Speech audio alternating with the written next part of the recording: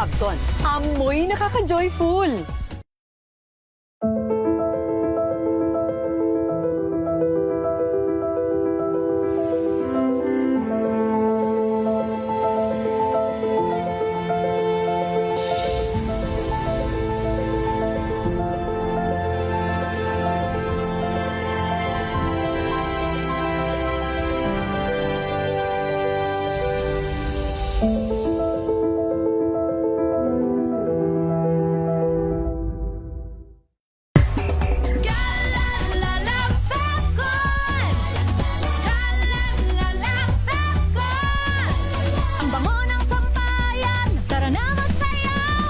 Fabcon, amoy nakaka-joyful.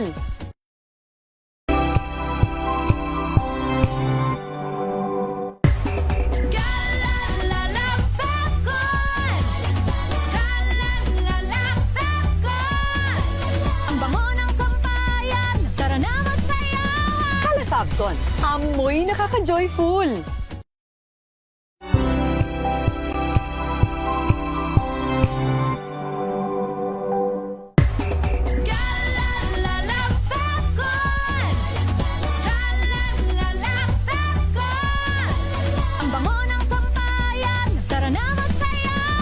Fabcon, amoy nakaka-joyful.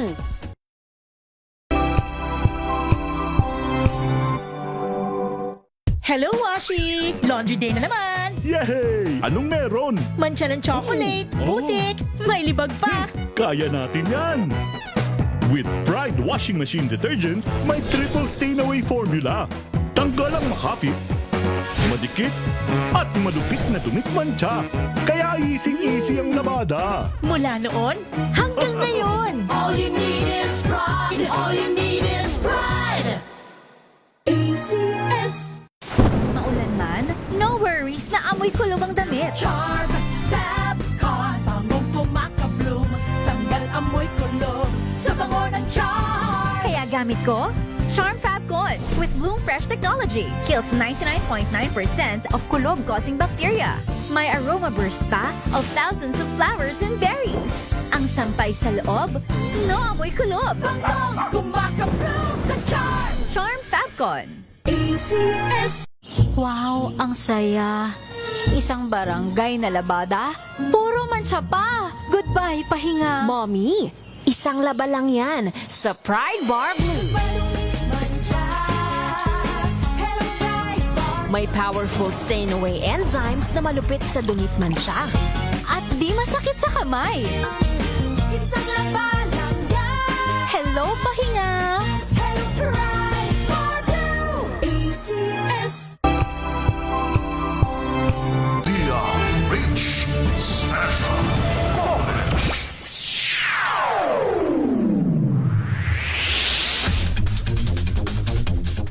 At sa ngalan nila paring Henry Uri at Miss Kay Karen Oyong, pansamantala po nakaupo sa kanilang programang Balansyado. Ito ang inyong lingkod, si Romel Fuertes, at nakatawid nga na nga sa ikasyam na araw ang impeachment trial ni Vice President Sara Duterte sa pamamagitan ng pagtatapos ng testimonya ni NBI Director Melvin Matibag. At alamin natin ang iba pang kaganapan sa loob ng Senado. Sa panig ng depensa, alamin natin ang sitwasyon. RH number 7, paring Henry Uri. Paring Henry. Romel, patapos na rin itong press conference ni Attorney Michael Owa. Nagpagsalita ng defense panel at tumatayo rin siya sa abogado ng pangalawang Pangulo dito sa impeachment trial na nagaganap ngayon dito sa Senado. Ang press conference na ito, Romel, ay dumiin sa paglilinaw ni Attorney Powa na walang napatunayan, walang naging bigat yung Las Cañas affidavit.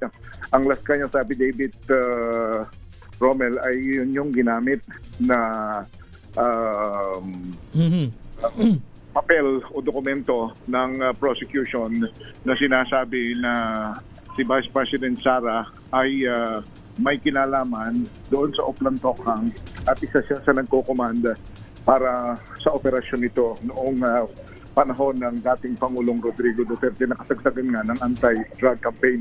Sabi ni Attorney Powa Romel, napatunayan paminsan at nainiingan ni Attorney Mark Bedluan na itong si Las Cañas, ang kanyang affidavit na nakarating dito ay hindi authenticated, walang pirma ni Las Cañas, hindi rin notaryado at hindi naman na-verify ni Attorney Melvin Matibag, ang NBI Director, kung siya nga ba ang nagbigay at siya nga ang may-ari ng papel na ipinipresenta ng prosecution na ginamit din bilang kanyang bahagi ng kanyang testimonya.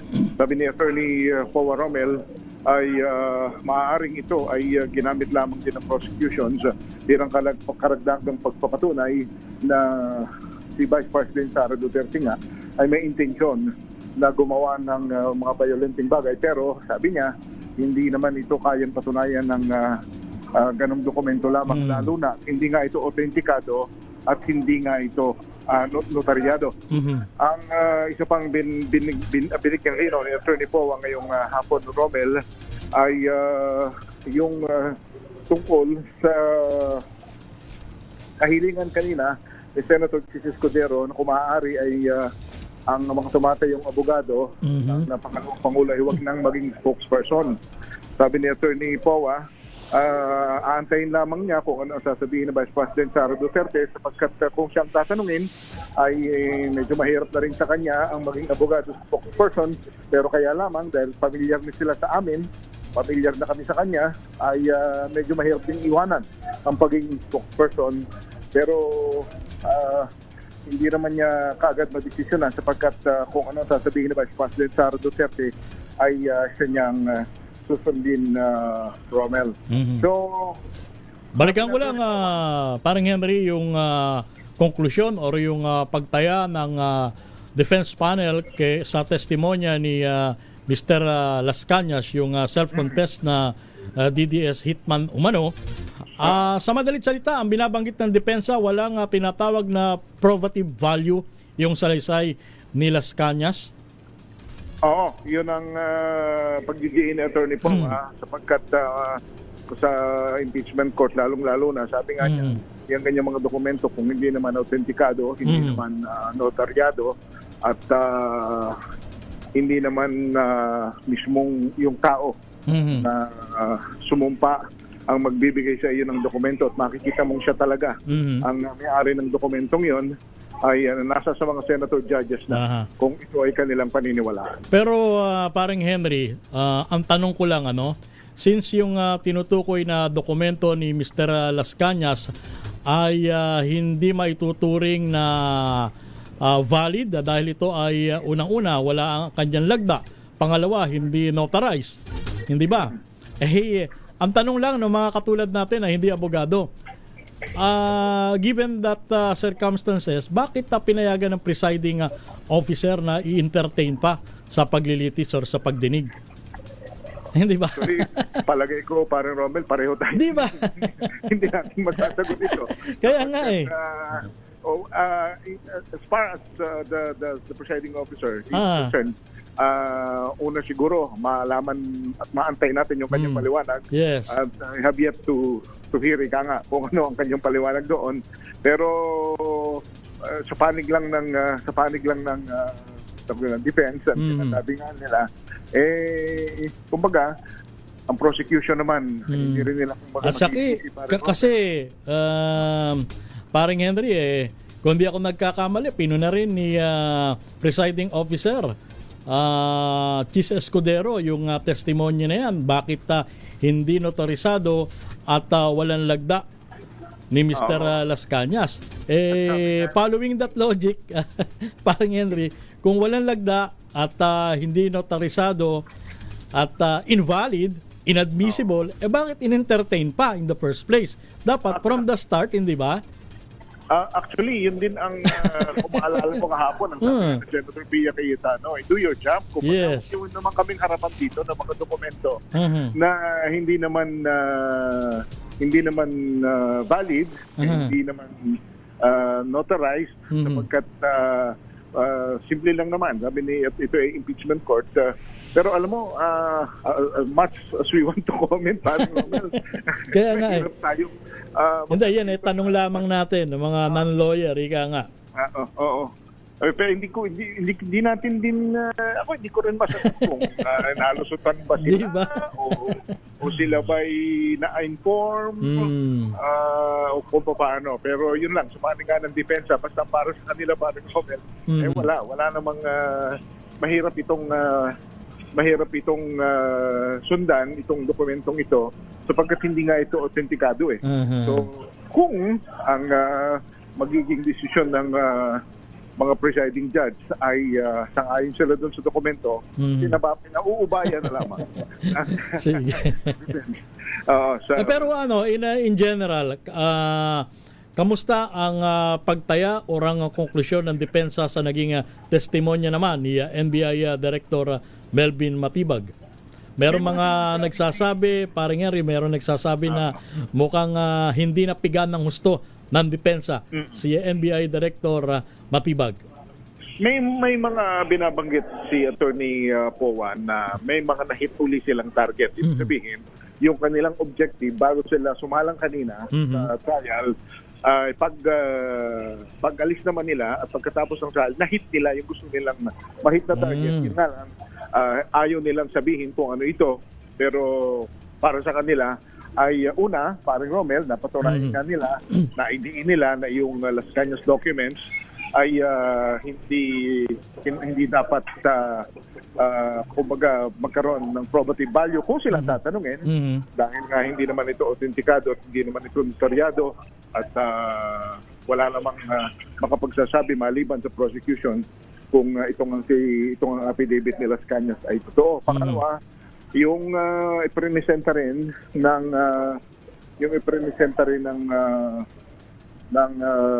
prosecution na panununtok ni BP Sara noong 2011 sa isang sheriff ay naipakita nila na ang mga pangyayari, kanya nangyari yung gano'n dahil may 31 namatay. May policy ang city government na hindi dapat mag-demolish nang wala namang lilipatan bilang chief executive, LGU executive, pinakailangang ipagtanggol ni BP Sara yung kanyang mga constituente.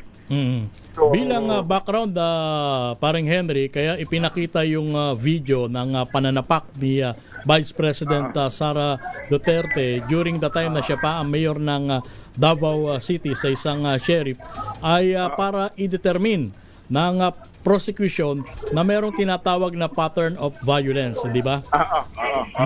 Yun as far as the prosecution is concerned, yun ang kanilang gustong patunayan. But parang Romel, at the end of the day, at the end of the trial, ang laging sinasagot lamang sa ating ng defense lawyer ay it's up to the presiding judge kung sino ang kanilang paniniwalaan. And I think that matters, sapagkat hindi naman sila pwedeng magsabi na tama kami, panalo kami.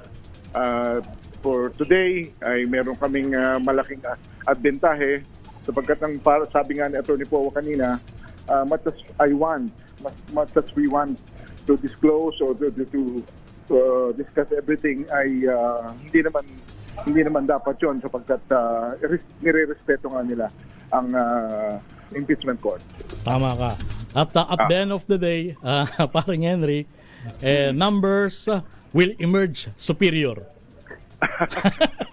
Hindi ba?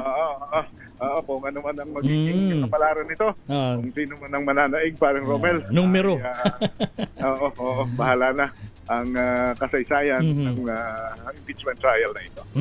So, next trial, parang Henry, sino nga uli ang nakasunod na isasalang sa witness stand?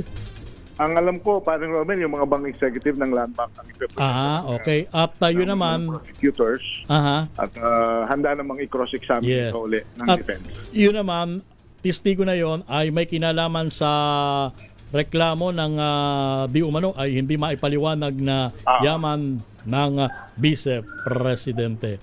Tama parang Romel. Okay. Sige, baka meron ka pang idadagdag, parang Henry. So far, yan ang mga kaganapan ngayong araw na ito dito sa impeachment court. At medyo maaga kaming natapos. Oo nga eh. Pero after SONA next week, maaga na rin kami magsisimula. Yes, alas 10 ng umaga hanggang alas 3 ng hapon. Oo. At dahil alas 10 ng umaga, palagay ko kailangan bago mag alas 8, may naririto na kami sapagkat maaga ang magiging mga briefings dito sa Senado. Okay. Maraming salamat, parang Henry. Yan ang day 9 ng impeachment trial dito sa Senado para sa DZRH impeachment trial of the Vice President's Special Coverage. Ako si Henry Uri para sa DZRH. Una sa Pilipinas. Una sa Pilipino. Maraming salamat, Henry Uri mula sa panig ng depensa sa katatapos na pangsyam na araw ng impeachment trial ni Vice President Sara Duterte. Naku, mahaba-haba pa ang ipaghihintay ng ating mga kababayan kung ano ang magiging hatol ng impeachment court dito sa ginagawang paglilitis laban sa pangalawang Pangulo. Oras natin, 27 minutos makalipas ang alas 5 ng umaga. Muli tayo magbabalik para sa iba pang report at impormasyon. Ang oras na yan ay hatid sa inyo ng